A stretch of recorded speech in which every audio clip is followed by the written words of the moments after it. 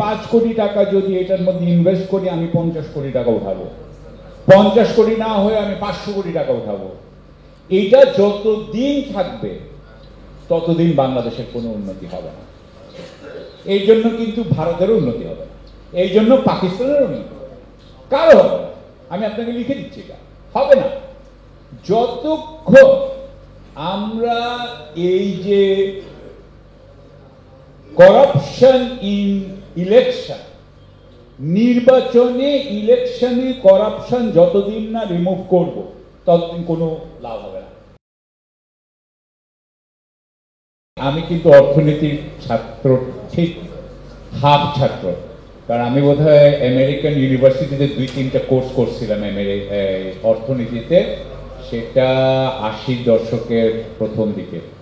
তো এইটার উপরে আমি 3 বছর এ লেভেলস ইকোনমিক্স পড়েছি বাংলাদেশে, ঢাকায়, 87 to 90, 1990 পর্যন্ত, ফরেন সার্ভিসে ঢোকার আগে পর্যন্ত আমি অর্থনীতির উপর আমার পরিবারকে, মানে আমার আব্বা আম্মার পরিবারকে খাওয়াইছি 3 বছর। সো দ্যাট ওয়ে ইয়েস, অর্থনীতি আমার অত্যন্ত প্রিয় সাবজেক্ট। তো সুতরাং আমি সবার কথা শুনতেছিলাম, খুবই ভালো লাগছে, কারণ প্রত্যেকের কথাই কিন্তু অত্যন্ত কারেক্ট। তো আমি আপনাদেরকে একটা জিনিস বলতে চাই যে আপনারা যে এত কিছু শুনলেন, কোনো একটা আমি এই জিনিসটাকে একটু অ্যাকচুয়ালি অগ্রাধিকার কোথায় দিবেন এইটা একটু আপনাদেরকে বলতে চাই।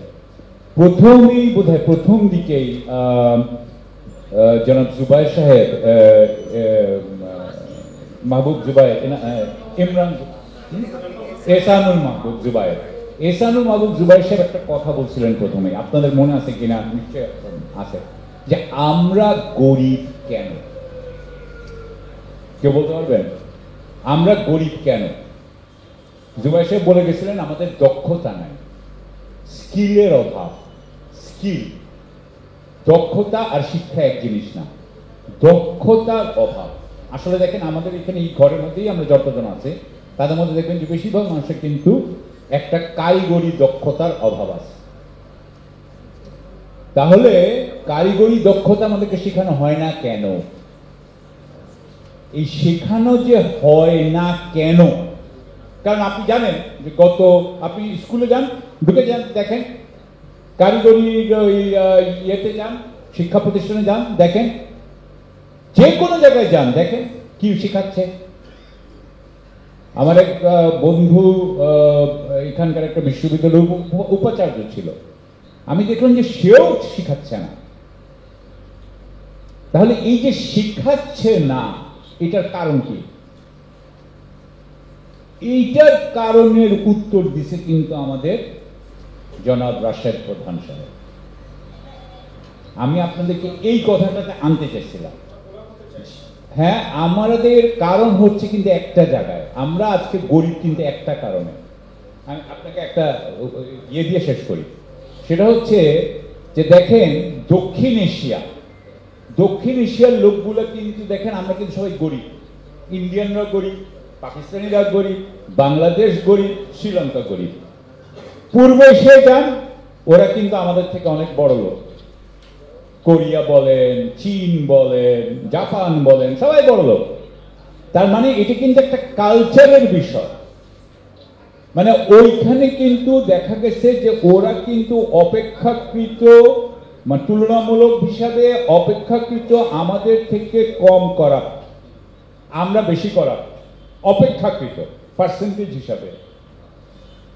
তাহলে আমাদের এই যে কালচার, আমরা যে করাপ্ট, আমাদের যে লিডারশিপ করাপ্ট, এইটা হলো মেইন কারণ।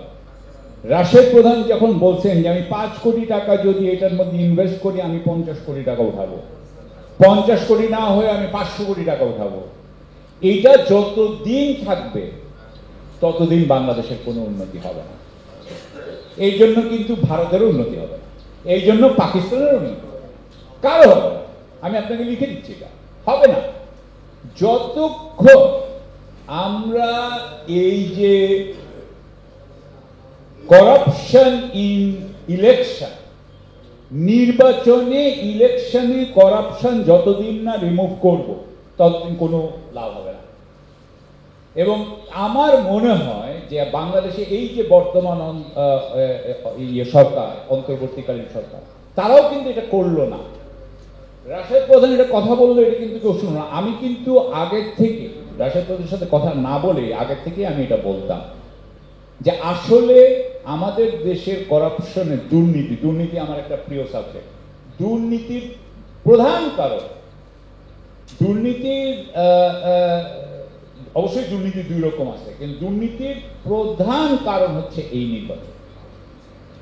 এবং আমরা আমাদের মতো করে কথা বলেছিলাম, রাশেদ প্রধান তার মতো করে কথা বলেছে, কিন্তু দেখেন এরা কিন্তু এটা নিয়ে কোনো কথা বলল না।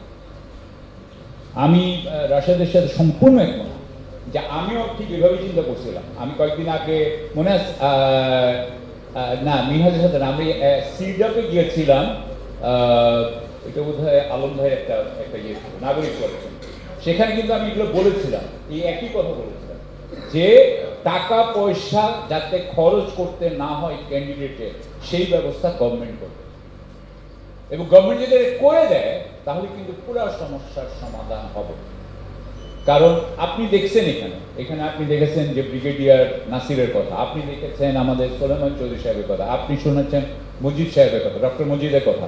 প্রত্যেকেই কিন্তু এখানে আপনি কয়েকজন কিন্তু অত্যন্ত সৎ সরকারি কর্মকর্তা পাইলেন, কিন্তু সরকারি কর্মকর্তা করছে কি হয়েছে? They are gone and everything is gone. সুতরাং সরকারি কর্মকর্তাকেও আপনি একটা ভালো সরকারি কর্মকর্তা দিয়ে দেশ ভালো করতে পারবেন না। এটার জন্য আপনার রাজনৈতিক নেতা হবে, এবং রাজনৈতিক নেতা কেমনে, এই জন্য আমি আপনাদেরকে বলবো, আপনার চারি ভাইদেরকে বলেন, আপনার আত্মীয় স্বজনকে বলেন যে যদি কেউ এই নির্বাচনটা চেঞ্জ না করে আমাদের কোনো উন্নতি হবে। আশা করি এইটুকু আমি এই কথাটা বললাম, এটা হচ্ছে সবচেয়ে বড়। কেন? কারণ এটা হচ্ছে আমব্রেলা, এটা হচ্ছে সবচেয়ে উপরে। এইটা যদি আমরা করতে পারি, কারণ ডক্টর আনোয়ার হোসেন কিন্তু এখন অনেকগুলো, যেহেতু উনি ওনার যে টেকনিক্যাল দিকগুলো সব দেখেন, উনি কিন্তু অনেকগুলো কথা বলেছেন, সেটা কিন্তু নির্দিষ্টভাবে this are very important things, কিন্তু সেটা সবগুলোর উপরে কিন্তু ওইটা ঠিক না হলে আমাদের অর্থনীতি ঠিক হবে। তা আশা করি আপনাদেরকে যদি এইটুকু বোঝাতে পারি, এইটুকুই বলতে চাইছিলাম। ধন্যবাদ, থ্যাংক ইউ।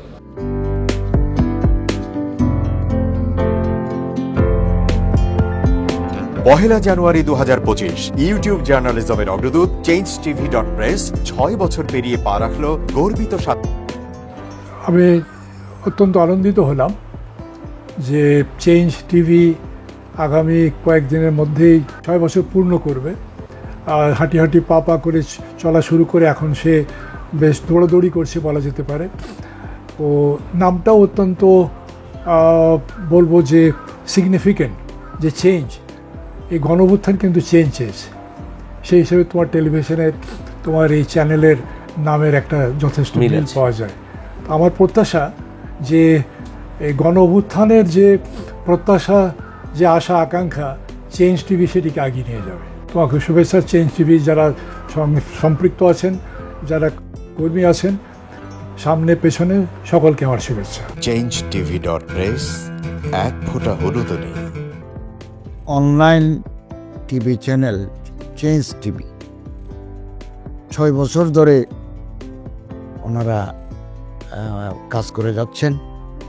ইতিমধ্যে জনগণের হৃদয়ে স্থান করে নিয়েছেন।